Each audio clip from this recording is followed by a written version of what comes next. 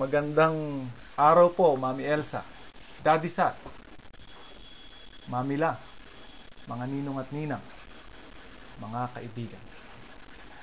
Ako po ay matalik na kaibigan ni Dennis, mistulang kapatid. Ngunit ako po ay nagkaroon din ng bukod na pagmamahal kay Marlene bilang isang kaibigan sapagkat kaming tatlo po ay sama-samang nanirahan sa isang one-bedroom apartment sa Brooklyn, New York. Sama-sama po naming binaybay ang mahirap na manimulang buhay sa Amerika.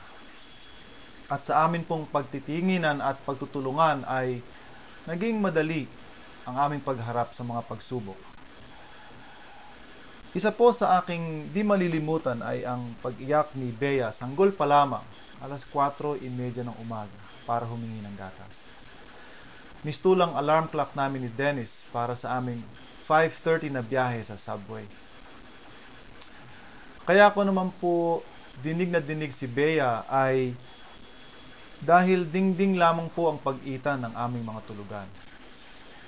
Nakapagtataka minsan dahil parang may mga malalaking daga sa kanilang kwarto. Minsan naman ay parang may nauuntog sa hating gabi. Dingding lang ang pag-itan. Marami sa inyo rito ang may alam sa potential to succeed in life ni Dennis at Marlene.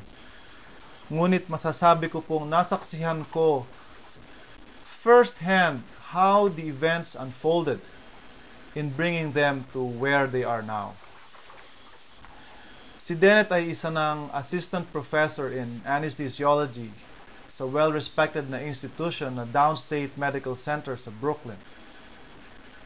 Marlene is breezing through her nursing training, a straight-A student, Dean's List, and a wonderful hands-on mom. Both of them are sharp real estate investors in the very competitive East Coast real estate market. Inaanak ko pong pareho si Marco at Bea. Parehong listo at multi-talented. Manang-mana sa ama at ina at sa ninong. And so, ladies and gentlemen, I offer this toast to my dearest Dennis and Marlene. God bless this wonderful couple. May you live all your dreams, and may each one in your family reach their potential. You will always be my inspiration. Salute. Mabuhay.